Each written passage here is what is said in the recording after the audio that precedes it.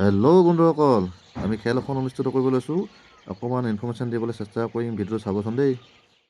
এয়া মই আছোঁ জেৰাই কাপ ফুটবল প্ৰতিযোগিতাখনি অনুষ্ঠিত কৰা ঠাইডোখৰত আছোঁ। মই এয়া এই গ্ৰাউণ্ডত আছোঁ আৰু অহা কাইলৈৰ পৰা ইয়াত ষ্টাৰ্ট হ'ব জেৰাই কাপ ফুটবল প্ৰতিযোগিতা 2025।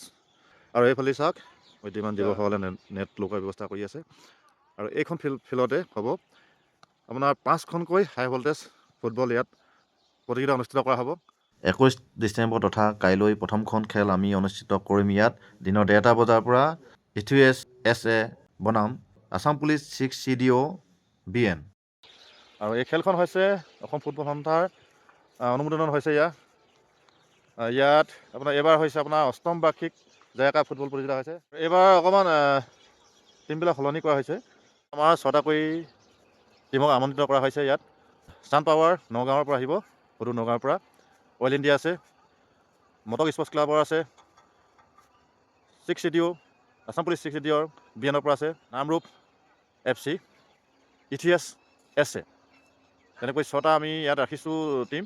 আৰু যিহেতু খেলখন ৰাইজৰ বাবে আমি অনুষ্ঠিত কৰিছোঁ, ৰাইজে চাই ভাল পাব বুলি ক্ৰীড়াপ্ৰেমী ৰাইজসকলৰ আহি আমাৰ ইয়াত উপস্থিত হৈ যেন আৰু আমাৰ খেলখন উপভোগ কৰে।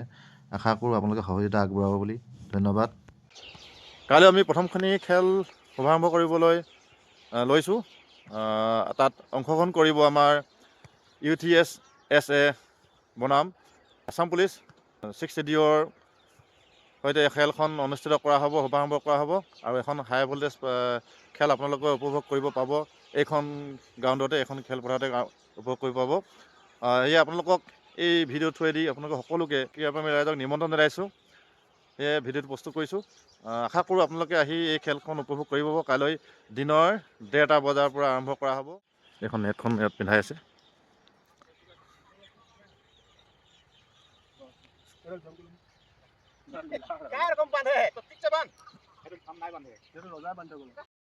আশা কৰোঁ আপোনালোকে কাইলৈ আহিব, খেলখন উপভোগ কৰিব আৰু খেলখন উপভোগ কৰি ভাল পাব।